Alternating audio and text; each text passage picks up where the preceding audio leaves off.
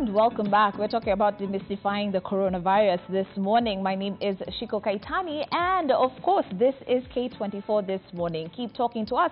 And if you do have any questions in regards to our ongoing discussion, why don't you start sending them in? Because the experts are here in studio to talk to you. Dr. Philip Ngere here with us, representing the Ministry of Health this morning. He is a medical epidemiologist with us. Dr. Wilfred Marube, the president of Public Relations Society of Kenya, still with us, as well as Dr. Paul Yonge, infectious disease specialist, here with us. We're still going to be getting back to some of those questions that we've got for the Ministry of Health in just a second. But as far as that issue of self-quarantine is concerned, what is it? Well, our very own Georgina Magondo, a reporter right here at K24, answers that for you. You may be required to subject yourself to self-quarantine if you have come into close contact with an infected person to help stop the spread of the coronavirus. According to World Health Organization, the virus has a 3.4 death rate in elderly persons and patients with pre-existing conditions. Health officials have still not stated all the ways that the virus can be passed from person to person, making self-quarantine a crucial preventive mechanism. According to the Center for Disease Control and Prevention, self-quarantine means staying away from the general public, which may include staying at home and away from work, school, or other public places. The individual under self-quarantine should be in a well-ventilated room where windows can open. Restrict activities outside your home and avoid sharing personal effects or bathrooms. Avoid using public transport and always alert health practitioners before showing up at a health facility. People living with someone in isolation should wash their hands often and sanitize on intervals of 20 minutes, especially after coming into contact with something the infected person may have handled, and should not share towels or other household items. Separate yourself from animals and pets in your home. According to the CDC, although there have not been reports of pets or other animals becoming sick from the virus, it is still recommended that people suspected or those having the virus should limit contact with animals, as it serves as a high risk in spreading the virus. Cough and sneeze into the fold of your elbow or cover your mouth and nose. As much as you cannot entirely separate yourself from family members, it is advisable to limit contact as much as possible. Knowledge is power. Now you know.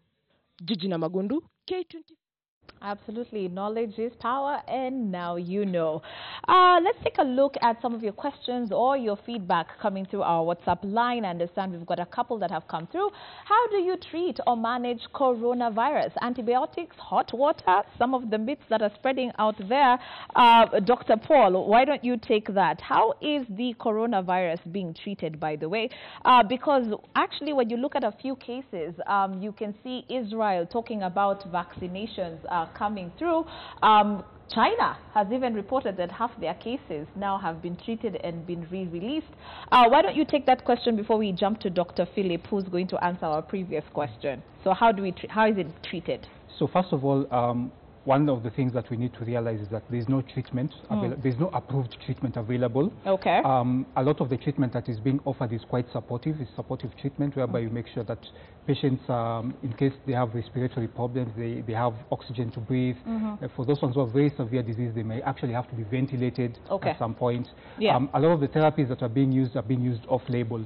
And by off-label, I mean that they have not been approved for that particular disease. Oh, really? Yeah. So what people are now trying to do is to actually try and conduct clinical trials based on drugs that have actually been shown to work in these populations you've mentioned. Like I know, like in the United States, currently they're now using, there's a current drug they're now currently testing that has actually been shown to be effective in patients with the MERS coronavirus. Okay. It's called remdesivir. Yeah. So this is a drug that has just started clinical trials this week. They hope to enroll about 100 patients, then try and see whether the drug has some effect. So are we getting closer to a cure?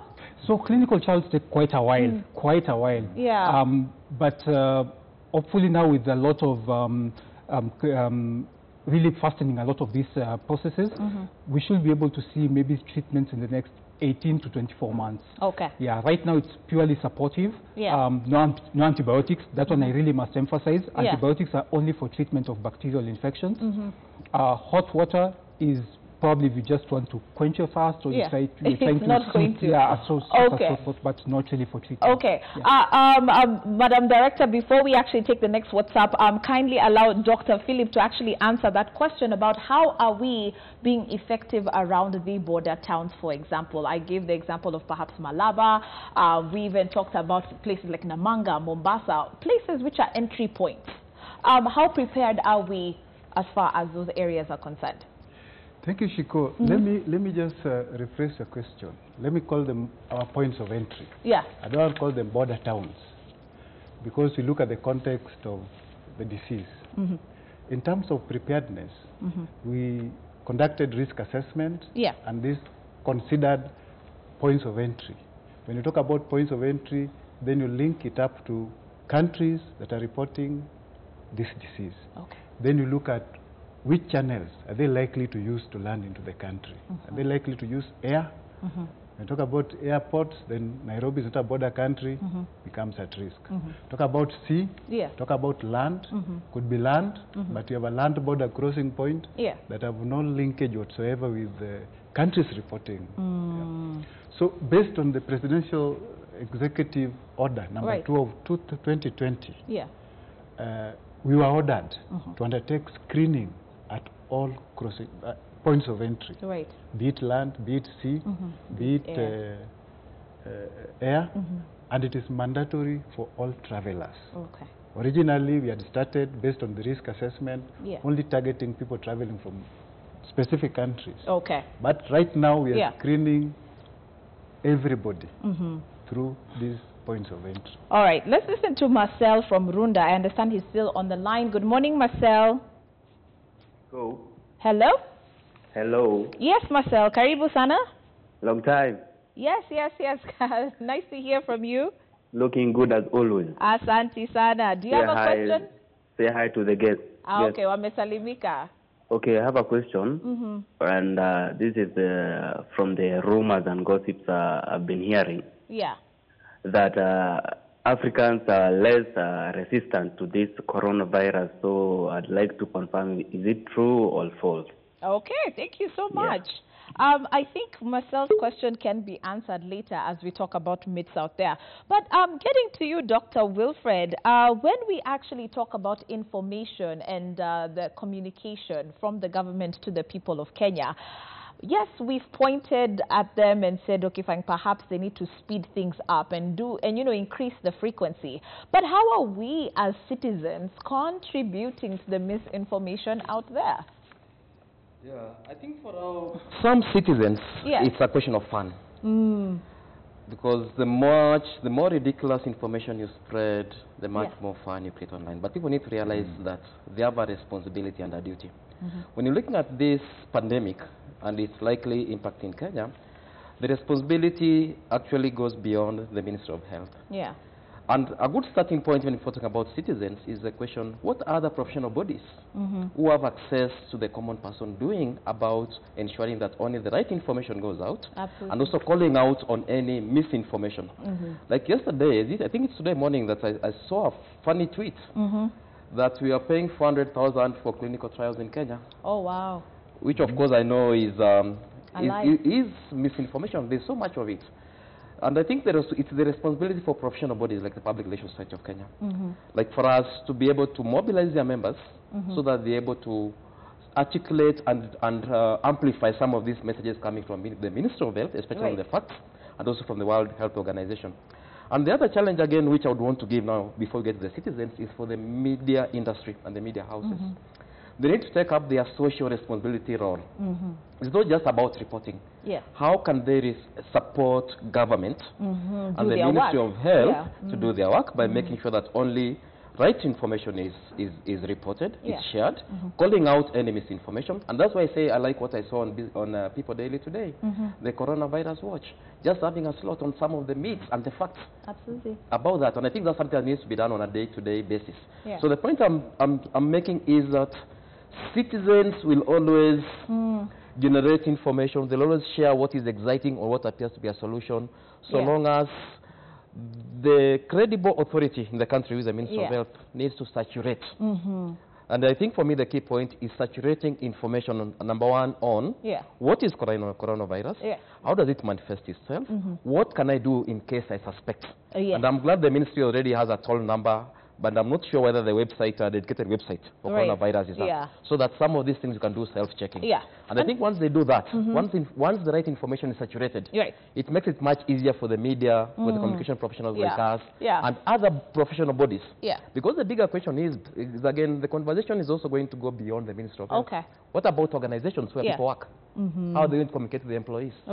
So you see, it's actually becoming a much bigger communication issue. It does. By the way, they have their work cut out for them, don't they? Let's take a look at WhatsApp very quickly. If it is a question or a comment, perhaps, that we would like to share with our panelists. Let's see if we do have one. But, you know, interestingly, as you've also pointed out, by the way, people just like to, you know, take and go with whatever is so sensationalized, you know. And some of the things that you're hearing are just absolutely ridiculous. But there is someone out there who will take that as the gospel truth if you forwarded them that message via WhatsApp. But anyway, speaking about now this disease in the virus, how does it really, like he had said, manifest itself in the body, such that if you were to contract it today, Daktari, what are we talking about when the symptoms will appear and when now it is regarded as probably high risk, you know? So in a majority of patients, particularly about 80 to 85% of patients, it will just be like a normal common cold. About 80% will present with fevers, probably another 20% will present with a running nose, a dry cough, just as Dr. Ngere said. Then in a few select patients, especially those ones with pre-existing conditions, cardiovascular disease, pre-existing lung conditions, they may now present with a bit more severe symptoms such as difficulty in breathing. Then there are some who present with much more atypical symptoms such as vomiting and diarrhea.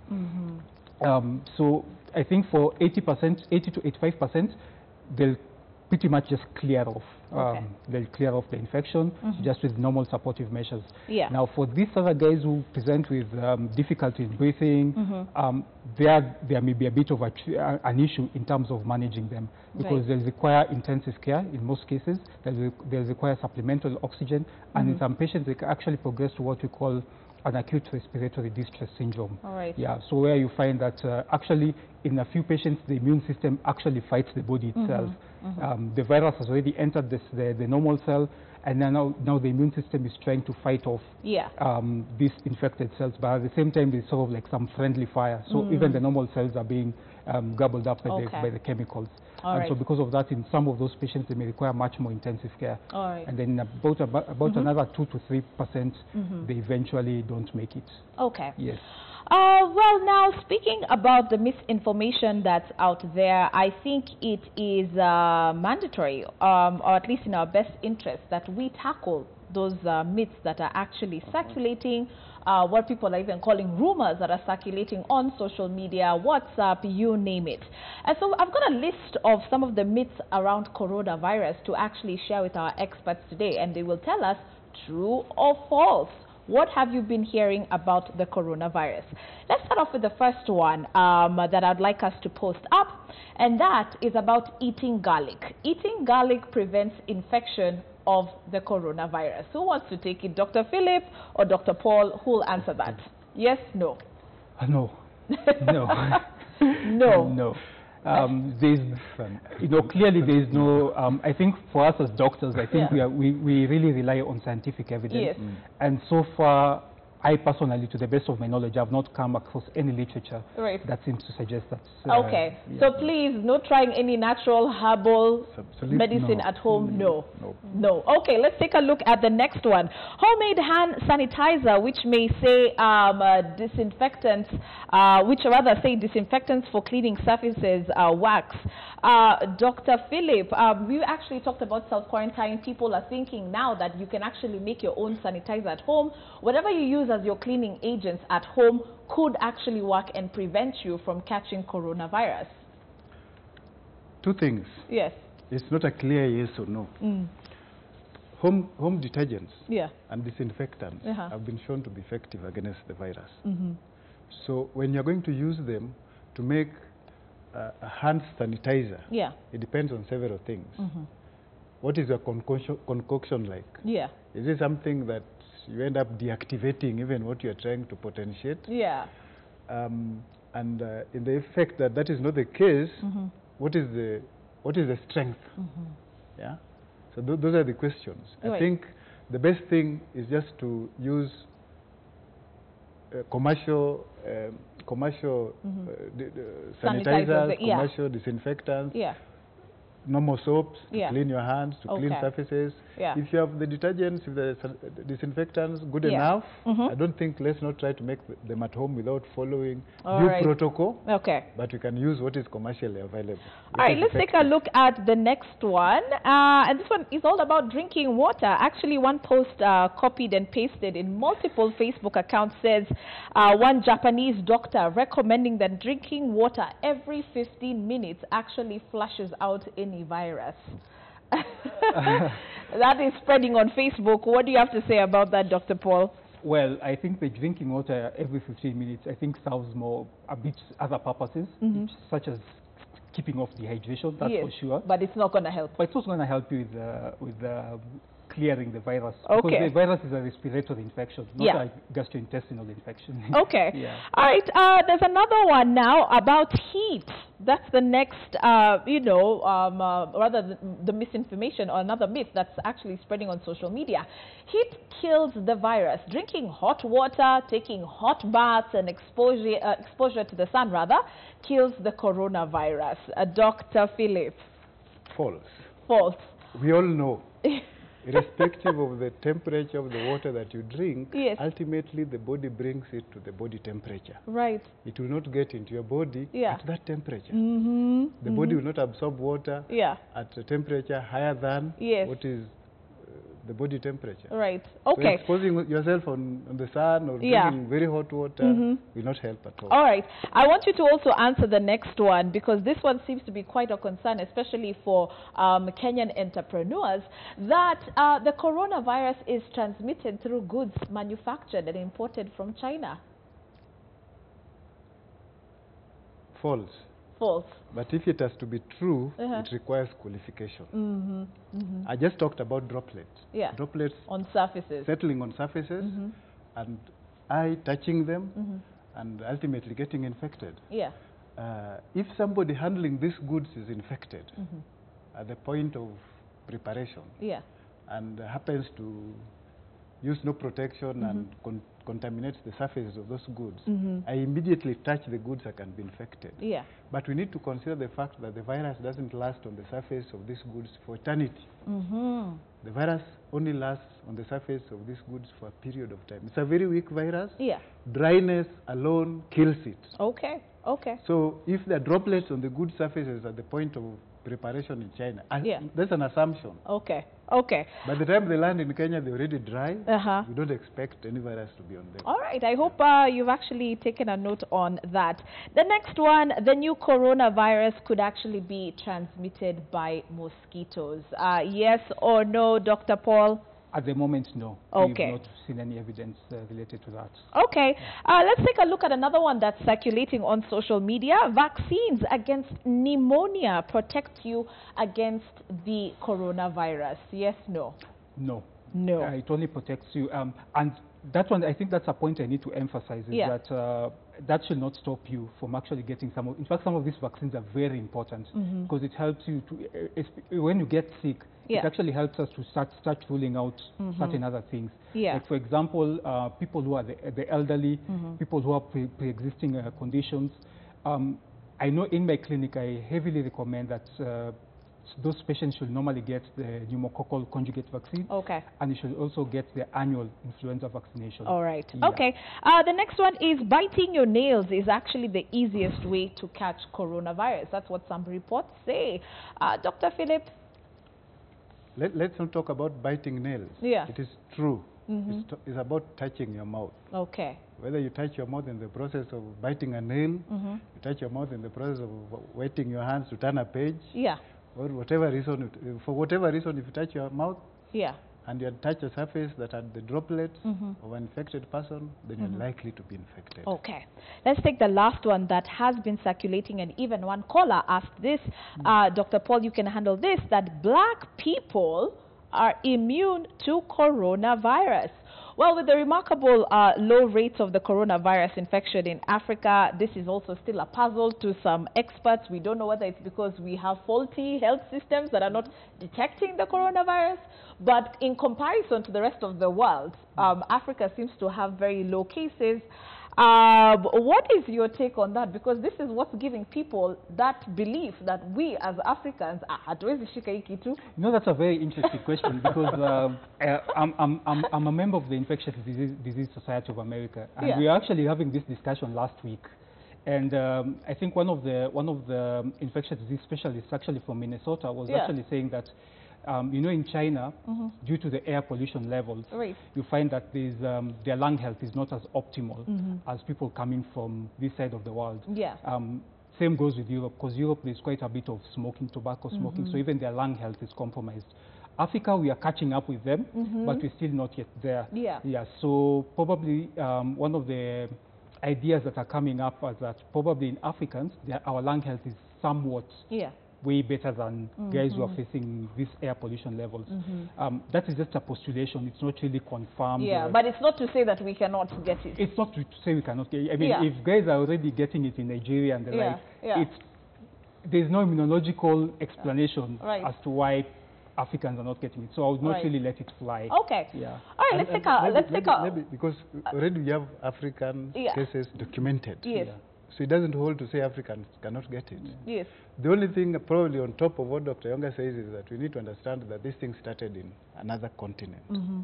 And if you had, say, a field with 1,000 Chinese and 10 Africans, you throw a stone into that field, the likelihood that you'll get more Chinese hit and few Africans hit is there. That could be an epidemiological explanation, probably what is happening. Okay. All right, let's take another question or a comment that's coming through WhatsApp very quickly as we start to wind down. Morning, Shiko and your panelists. I would like to ask if it's true that the virus cannot survive in the parts of the tropic East African climate. That is Anthony from Limuru. Okay, you can answer that, Dr. Philip.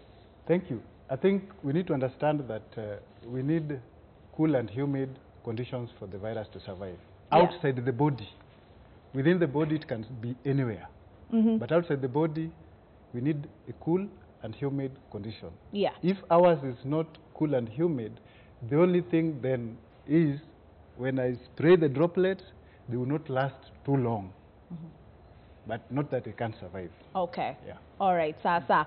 Let's start to wind up very quickly. I want you to speak to the people of Kenya, Dr. Wilfred, as far as what they do online, especially online, contributes to the way this information is being passed, and how can we actually be more responsible with the kind of information that we are receiving. As a PR specialist, what would you like to tell people? I would want to encourage the people not to spread any information which they have not authenticated, especially if the information is likely to cause harm, to cause panic, or probably to pretend to have a cure for this particular virus. But apart from that, it's not just about online usage, because not everybody is online. It's also verbal, in marketplaces, in matatus, everywhere. What kind of information are you spreading? I would want to encourage the Kenyans to get in touch with the Ministry of Health, Social. Of course, there is a toll number that has been provided, but which I think is not good enough. Probably, I expect the Ministry of Health to have points in every county, because the counties also have a county role, so that they provide booths or either places people could get information physically. And also would want to encourage the citizens to probably tune in to any radio programs, because I believe that's where we are moving to. Community radio by the Minister of Health, and maybe from media programs, and get the facts. So if they don't know the facts, either they not got it from the Minister of Health or from a reputable media house, then they should not share it. I think that's the challenge I would want to give. But again, apart from that, I would want to challenge the Minister of Health. Just from the myths we have seen, it means there's also need to have surveillance on misinformation. So there's need to establish a surveillance team, not only just for monitoring the monitoring the virus, but also on monitoring which kind of information is being shared both online and offline, and then correcting that. And I think for me that would be the next challenge I would want to provide. Thank you so much. Dr. Paul, very quickly as we wind up, when can someone actually be suspicious of any case or someone who perhaps is showing the signs and the symptoms of corona and report that immediately? What do I need to keep in mind? Number one, first of all, if you have fevers, if you're having any sort of fevers, if you're having any difficulty in breathing, any sort of feeling that you've not really been used to, and it's quite a short period, within a week, probably 5 days to a week, first thing I would actually do is to call the hotline that is provided by the Ministry of Health, because it is now them that can actually sieve out and actually give proper advice, and actually also make sure that the health facility, in case you're referred, is actually ready to receive you. Right. Yeah, so that it does not inconvenience some of the other services that are ongoing in that case. Yeah. All right. Thank you so much. Last but not least, Dr. Philip, you need to talk to the people of Kenya, those who are watching, about those hotline numbers. How are we going to reach you? What, by the way, is the procedure in case someone is reporting a case of coronavirus? Thank you. First and foremost, I want to state here that so far the country has not confirmed the case. We are in a state of heightened surveillance. It means we are looking and seriously looking for any suspected case. However, the country has a capacity to confirm locally. We don't need to ship samples out of the country anymore. Secondly, I want to say that the country is prepared. The country is prepared, and preparedness is not a one-off activity, a one-time-off activity. It is continuous, depending on the status of the threat. And it is something evolving. Every time you have neighbors having it, and there's a risk of it happening in the country. So preparedness will always continue changing. And as at now, depending on the status, we are prepared. In the event that somebody suspects that they could be having symptoms similar to what Dr. Yonga said, you have hotness of the body, and you are coughing, you have a respiratory condition, and you need to go to the hospital for evaluation. But if you take it a step further, that you've traveled from China, or you've been in contact with somebody who's traveled from China, or you've been to a health facility that manage a case, a suspected case, then you need to get in touch with us through the hotlines. What is that hotline? We have 3 hotlines. We have a toll-free one that is 0800 721 316. Then we have a Safaricom one that is 0729 47 14 14. Then we have an Airtel one that is 0732 353535. Thank you so much for that. I think we're going to end it there. There's so much to unpack as far as the coronavirus is concerned. And by the way, the conversation doesn't stop here. We also encourage you to keep reading, keep following up. You've even heard it from yourself from Dr. Wilfred. Please be an active participant as far as this particular disease is concerned. It's because it affects all of us. And so it's in your best interest to know. You also do have the toll-free line that was given out, as well as ways that you can report anything suspicious to the Ministry of Health. So on that note, I do want to say thank you to Dr. Philip Ngere, who is a medical epidemiologist from the Ministry of Health, Dr. Wilfred Marube, the president of the Public Relations Society of Kenya, Asante Sana, and then Dr. Paul Yonga, infectious disease specialist with us today. Thanks a lot, gentlemen, for being with us, and thank you too for also keeping it K24 this morning. We appreciate your company. My name is Shiko Kaitani, and on behalf of Paul Mngalambuvi, Jeff Mote, and the entire Breakfast Club, thanks for watching. We'll see you bright and early tomorrow from